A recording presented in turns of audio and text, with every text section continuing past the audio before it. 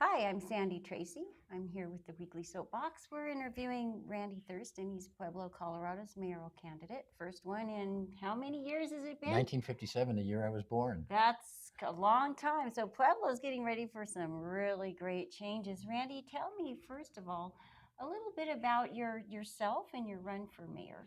Well, I was born and raised here, like I said, 1957. And it's something that my parents, my kids, my grandkids, multiple connections with family and friends, this is part of who I am. It's more than just a place, it's part of the fabric of who I am. So I've always wanted to make Pueblo better.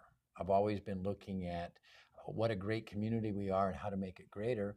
And so the opportunity came up for a strong mayor and a strong mayor will work for the people of Pueblo. And that's really the best opportunity to make the changes that need to move Pueblo forward. So that's why I'm here right now. That's awesome. Okay, so now Pueblo is getting ready to go through some magnificent changes from the current system to a new, totally administrative system. Can you tell us a little bit about your plans for that transition? Well, first, I've been selling real estate for 40 years, and back in 2001, I was asked to run for city council. Never had political aspirations, didn't know anything about political stuff, but again, it was an opportunity to make a change. But what it showed me is how our current system works and how politics can be very damaging to a community.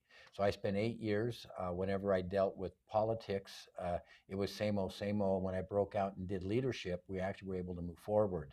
So our current situation with the city managers, the city manager works for the majority of city council.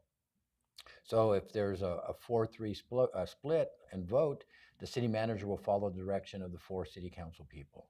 City council changes every 2 years with new people cycling in, and it really is not an effective way of having that position, that level of leadership, that ability to move a community forward, connected through a city manager.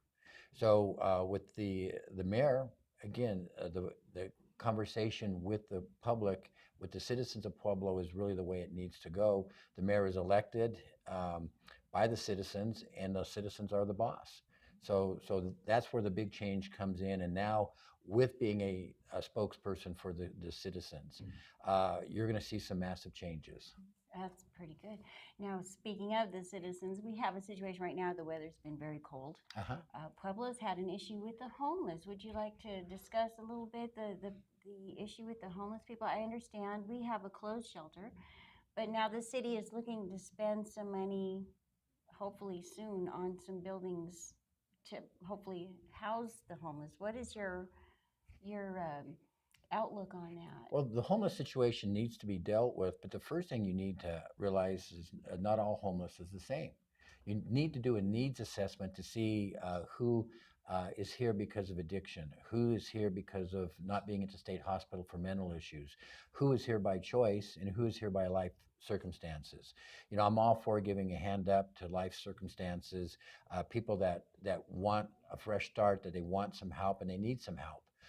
But we have to be careful of those that are coming in masses from other areas that break the law. They're disrespectful. They don't have a positive agenda. But what they're really all about is coming into a community that they can get away with stuff. Mm-hmm. And those individuals will never be welcome in my watch as mayor. So we really have to make a distinction on that. This is something that should have been proactively handled 6, 7 months ago, not waiting till right now to react, because obviously it is cold and it's not a fair situation to not have a shelter in place. I'm going to give you my bottom line philosophy is that whenever you have government get involved by owning something is the worst model. Right. We need to find a temporary site that the buildings are rented to get us through this cold period, and we could have done that months ago. So we would be prepared. So having said that, we're really in a position right now of being very reactionary, having a permanent facility in an area that's going to impact negatively individuals that we're not fully thinking through what those situations are. Right. So it's always better to be prepared and planned. Proactive and prepared. Right. Exactly. Yeah. Exactly.